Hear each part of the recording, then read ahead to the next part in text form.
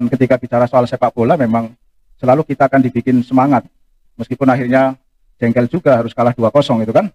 Itu saya kira permainan yang lebih buruk daripada tahun yang lalu itu kan. Cara soal sepak bola itu tidak pernah bisa dilepaskan dari Muhammadiyah. Karena kita tahu bahwa dalam sejarah berdirinya PSSI itu ada dua tokoh Muhammadiyah. Yang pertama adalah Abdul Hamid. Satu tokoh lagi sesungguhnya yang juga merupakan ketua pertama kali, yaitu Bapak Suratin. Bahwa di era-era 60-an, 70-an, 80-an, kita itu menjadi satu negara yang cukup disegani di Asia. Dalam konteks sepak bola, kita pernah masuk semifinal Olimpiade di Australia, di mana? Di Melbourne ya. Kita pernah masuk semifinal sebelum akhirnya dikalahkan oleh Uni Soviet. Main pertama itu 0-0, main kedua digebuk 0-4 gitu kan. Akhirnya kemudian gagal, tapi setidaknya sudah pernah masuk di kancah internasional. Beberapa prestasi tahun 70-an itu tak terhingga. Juara di Aga Khan, juara di Malaysia, juara di Thailand. Saya hanya menonton seperti ini pun sudah terenyuhnya luar biasa. Bisa dibayangkan itu.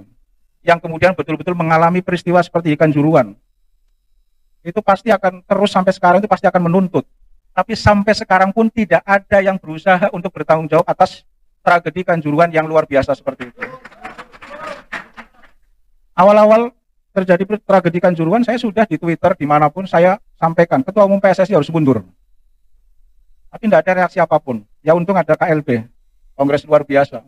Tidak pernah terulang lagi tradisi mundur, termasuk ketika gagal mengelola PSSI, itu pun tidak mau juga untuk mundur. 135 nyawa melayang, tidak ada yang mau bertanggung jawab. Menggambarkan sesungguhnya bagaimana kondisi pengelolaan sepak bola di Indonesia. Dan ini tentu menurut saya harus kita lakukan revolusi. Saya sepakat dengan temanya, revolusi sepak bola Indonesia. Revolusi itu adalah ekstrim, perubahan yang fundamental yang berlangsung secara cepat. Dan ini harus dilakukan. Tidak ada pilihan. Kita tahu bahwa prestasi yang agak membanggakan Indonesia itu kan terakhir terjadi pada tahun 1991. Pada saat Indonesia menjadi juara SEA Games di Manila. Setelah itu kita tidak pernah menuai prestasi apik lagi di tingkat senior. Saya melihat bahwa kenapa kemudian prestasi sepak bola kita itu mandek. Kita merujuk pada statuta PSSI, pasal 4 terkait dengan tujuan dan kegiatan, bagian 1 disebutkan bahwa PSSI bertujuan untuk mengembangkan dan mempromosikan sepak bola secara terus-menerus, mengatur dan mengawasinya di seluruh wilayah negara Kesatuan Republik Indonesia dengan semangat fair play, kesatuan, pendidikan, budaya, dan nilai-nilai kemanusiaan, terutama melalui program pengembangan pemain usia muda. Yang ingin kita soroti adalah fair play-nya itu. Ini yang kemudian tidak terjadi dalam persepak bolaan di Indonesia. Kemudian yang kedua di sini juga disebutkan, untuk mencapai tujuan tersebut, PSSI melakukan usaha-usaha sebagai berikut. Ini ada poin C, mengembangkan konsep sepak bola yang maju, modern, dan profesional, dan mencegah segala tindakan yang akan merusak nilai-nilai sportivitas dan prinsip-prinsip fair play dan yang tak semestinya, termasuk juga praktek-praktek kotor di dalam persepak bola Indonesia itu masih terjadi juga. Itu pesan statutanya seperti itu. Tapi prakteknya kan tidak terjadi. Ketika terjadi tragedi Kanjuruhan, itu mulai banyak yang meneriakan tentang pentingnya revolusi sepak bola Indonesia. Saya kira tuntutan, termasuk seruan untuk melakukan revolusi sepak bola Indonesia itu merupakan keharusan yang mesti kita lakukan. Dan tentu saja harapan terbesar itu bukan untuk saat ini ya. Harapan terbesar tentu bukan pemangku PSSI, pemangku sepak bola kita, tapi justru akan mungkin dilakukan itu kelompok-kelompok seperti ini, forum akademisi. Dan saya kira ini satu hal yang baru. Dalam pikiran kita akademisi urusannya kampus ngasih nilai mahasiswanya A atau B itu kan. Tapi kemudian ada ide dari adik saya ini untuk membentuk forum akademisi. Ini luar biasa. Dan saya katakan ini harus menjadi forum yang, ya maaf saja, jangan sampai terkontaminasi kira-kira lah, gitu kan?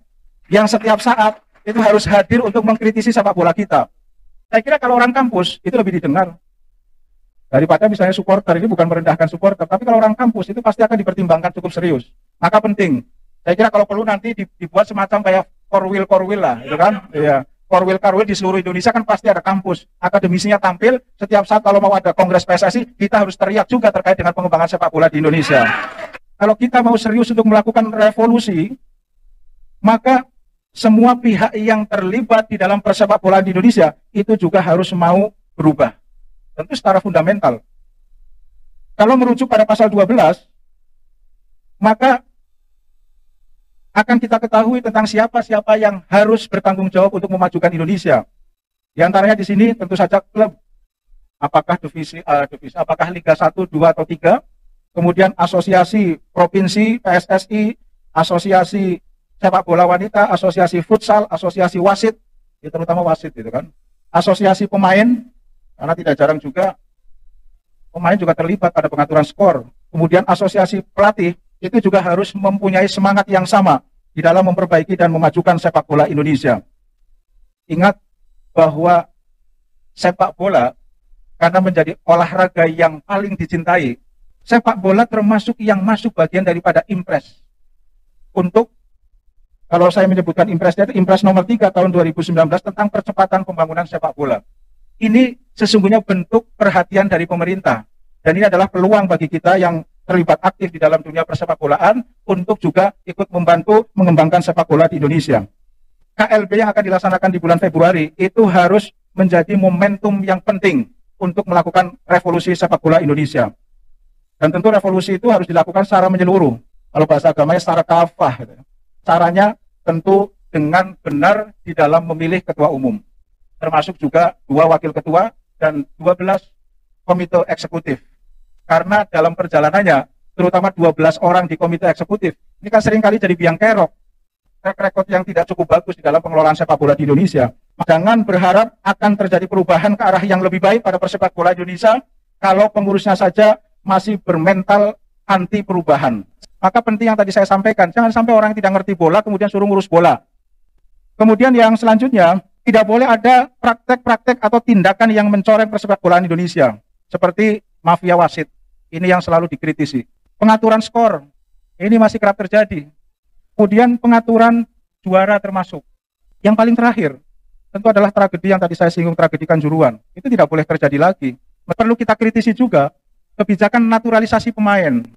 Toh juga saya tidak melihat keistimewaan yang lebih dari pemain naturalisasi itu kok. Menciptakan kompetisi yang baik.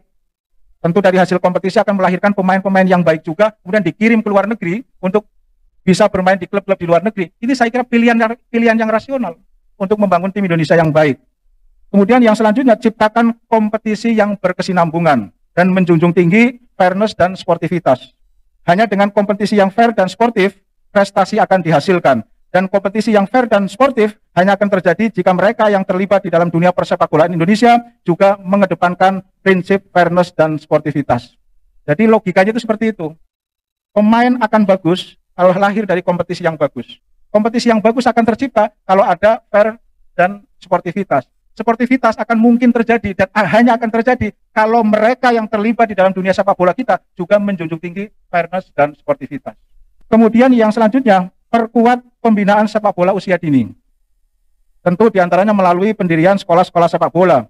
Negara yang maju sepak bola dipastikan itu ditopang oleh pembinaan sepak bola usia dini yang mapan dan berkualitas. Kemudian penting juga bagi pemerintah dan PSSI untuk bergandengan tangan melibatkan banyak pihak untuk melakukan revolusi persepak bola Indonesia, terutama melibatkan dunia pendidikan seperti sekolah dan kampus. Saya kira itu ya masukan dari saya, dan saya mensupport betul untuk forum ini itu nanti bergerak terus untuk memajukan sepak bola Indonesia. Tidak ada pilihan.